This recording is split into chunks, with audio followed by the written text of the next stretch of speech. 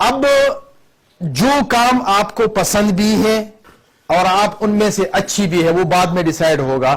تو اب ہم کیسے اس سے حلال پیسہ بھی کمائیں, اب کیسے ہم اس کے پروفیشن بھی کیسے بنائیں, اور کیسے ہم اس کو زندگی کا مقصد بنا کے اپنی فلاح کے لیے اور لوگوں کی فلاح کے لیے اس کو استعمال کریں. اب وہ مرحلہ آ گیا ہے.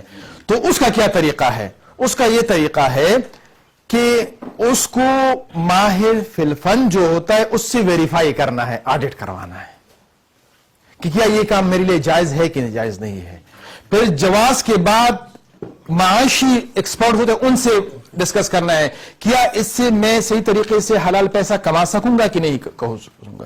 پھر وہ مینجمنٹ کے لوگوں سے کہ مینجمنٹ کے اسٹریٹجیز کیا ہوں گی کہ کیا اس کے لیے ہم ایسے سٹیپس فالو کریں کہ اس کو صحیح طریقے سے ہم اگلے 5-6 سالوں میں اس سے اتنا حلال پیسہ بھی کمائے, ادارہ بھی انڈیپینڈنٹ ہو, خود مختار ہو, اور ہم آگے جا کے زندگی بھی صحیح طریقے سے گزار سکے. تو ان مراحل سے ہم گزاریں گے تو تب جا کے ہم اسی کام کے مطابق اپنی زندگی گزاریں گے.